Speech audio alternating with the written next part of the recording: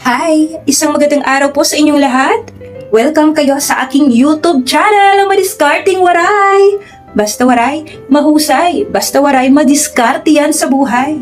Ngayong araw mga kawaray ay magluluto nga po tayo ng kakaibang paninda o ng kakaibang pwede mong pagkakitaan. Dito nga po ay pinagsama-sama na natin ang masasarap na ating paninda tulad ng ube at ang ating leche plan at puto. Pinagsama natin ito sa iisang lagayan. So ito na mga kawaray, share ko na sa inyo kung paano ko nga ba niluluto at kung bakit nga ba napakasarap nito at talaga namang patok na patok sa aking mga customer. At kung ikaw naman ay nag-aalala dahil wala kang mga molder sa bahay nyo, wala kang puto molder, dito nga po ay hindi tayo gumamit ng ating puto molder. Ang ginamit po natin ay yung microwavable na nabibili sa palengke.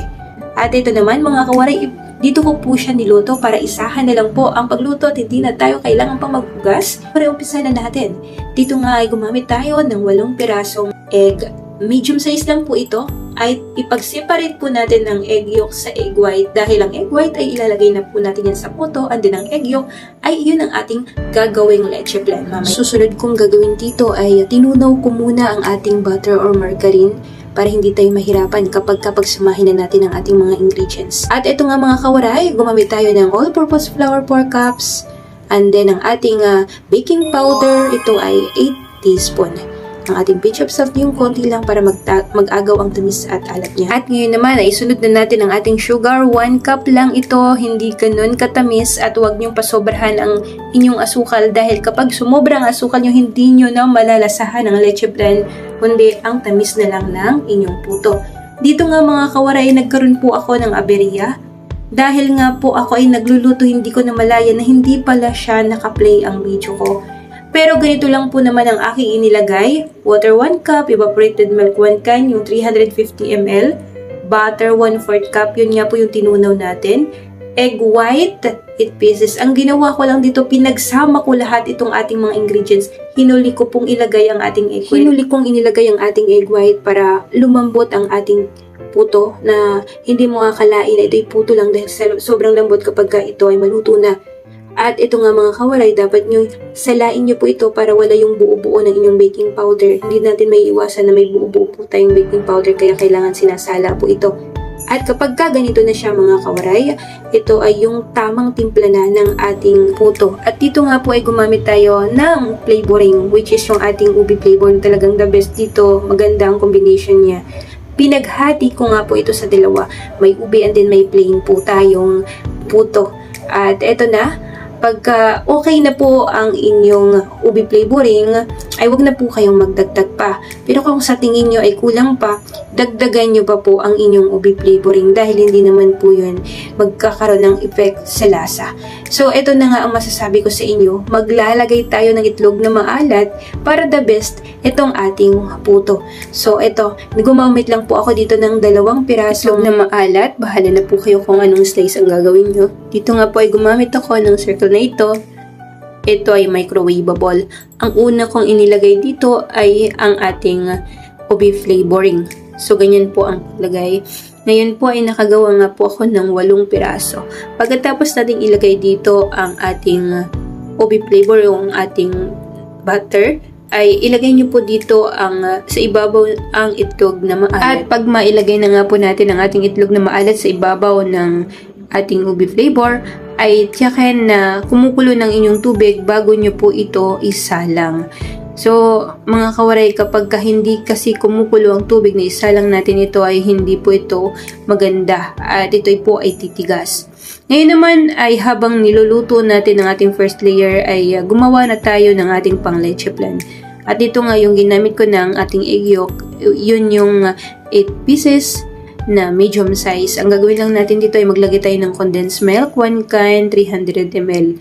Kung magtatanong kayo kung ano nga ba ang inilagay ko dito ay ang ating cowbell. Masarap na, mura pa. So, yan lang po ang inilagay ko dito. 2 flavor or 2 ingredients lang inilagay ko dito. Nasa sa inyo kung maglalagay kayo ng vanilla extract, or yung may lemon flavor o dayap. So, ganyan lang po mga kawaray. 2 ingredients lang inilagay natin, condensed and then ang ating egg yolk. And then, salain po muna natin ito mabuti para hindi po buo-buo ang ilagay natin. So, pagka okay na at luto na after 25 minutes, ngayon naman ay iibabaw na natin ang original flavor ng puto. At kapag ka nailagay na lahat, ngayon na ibalik po natin ito sa ating steamer o lagayan o lutuan para maluto na nga siya. After 15 to 25 minutes ay check nyo po ito kapag ka okay na at luto na itong ating original flavor ng ating puto. Tsaka po natin ilalagay dito ang ating leche flan. Ang purpose ko dito mga kawaray, kaya ako naglagay ng ating leche flan dahil gusto ko mayroon siyang sa ibabaw, sa may gilid, and then sa ilalim. Parang binalot po ang ating puto ng ating leche flan. So ganyan lang mga kawaray, kasi alam nyo ba na iilalim pa ang leche flan na yan kapag maglagay kayo sa ibabaw. At talagang magiging combination talaga ang lasa nito dahil mayroon na po kayong puto, mayroon kayong leche flan, and at the same time may ubi flavor pa. So, diba, napakagandang paninda at kakaiba ito dahil sa ibabaw leche flan, sa gilid leche flan, and then sa ilalim leche flan. At parang gusto ko na the best pa ito ay magdadagdag po tayo ng isa pa sa pagpasarap, which is yung ating Eden, ang ating Eden cheese. Pero nasa sa inyo kung anong brand ang gagamitin nyo, pero sa akin ay Eden cheese talaga dahil masarap talaga at combination sa ating puto. Masasabi ko sa inyo mga kawaray, kahit medyo price ang inyong mga ingredients, ay okay lang yan. Kapag matikman po yan ng inyong mga customer, talaga ng mga babalik at babalikan po kayo.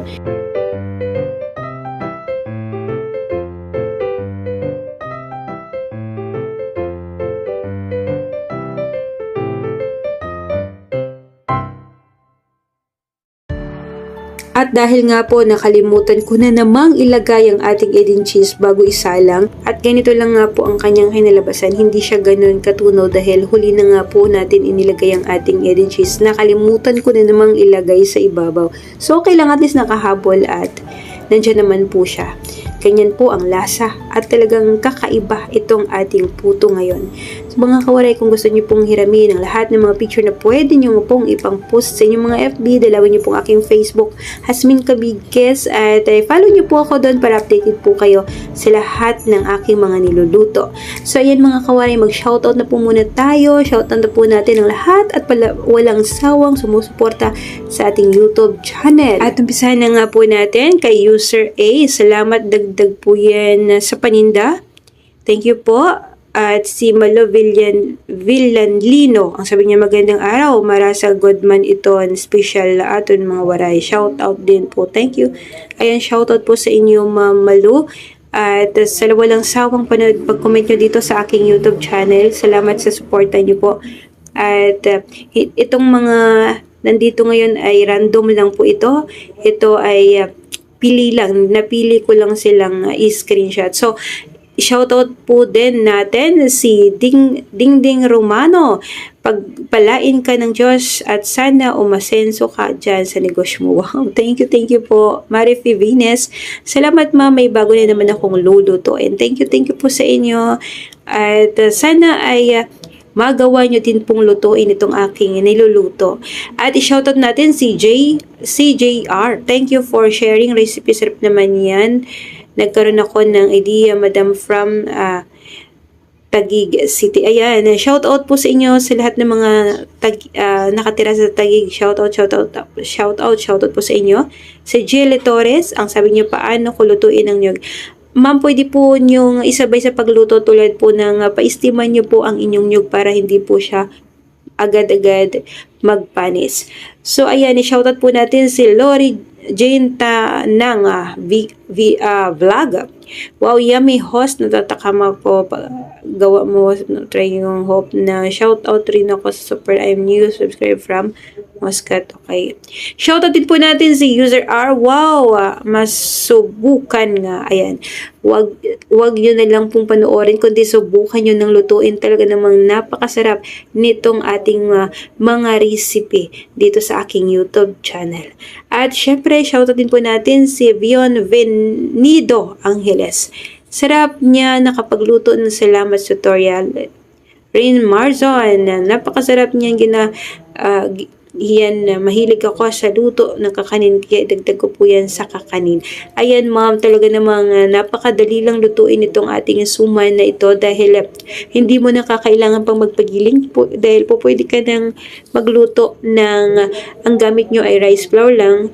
Pwede nyo po itong isearch sa Shopee dahil meron din po ito para hindi po kayo mahirapan. So ayan, i-shoutout din po natin si Rin Marzon. Napakasarap naman yan. Mahilig ako magluto ng kakanin kaya idagdag ko po yan sa mga kakanin ko. Yes ma'am, talaga namang the best. Mary Ann Monterde, sabi niya sarap naman yan ma'am. Try kong magluto niyan yan. I-try niyo pong magluto nito. Talaga namang napakasarap lahat ng ating mga ang ating mga recipe. So ayan, i-shoutout din po natin si user R. Wow, mas masubukan niya. Marifil Vanes, salamat po for sharing. Ito sa inyong mga kawaray, salamat po sa walang samang pagsuporta niyo sa akin at nandiyan po kayo para nanonood palagi. Thank you po sa inyong lahat. At syempre, shoutout din po natin si JR. Thank you for sharing the recipe, madam. Ayan, nagkaroon ako ng idea from Taguig. At shoutout din po natin si Jerry Torres. Paano po? Ay, ito, nabasa ko na po itong nagdoble. Shoutout natin si user V. Salamat, nakakuha naman akong idea. Gagawa ako ng pang-negosyo. Yes, ma'am. Talaga namang hindi ka dito malulugit. Talaga namang kikita ka dito.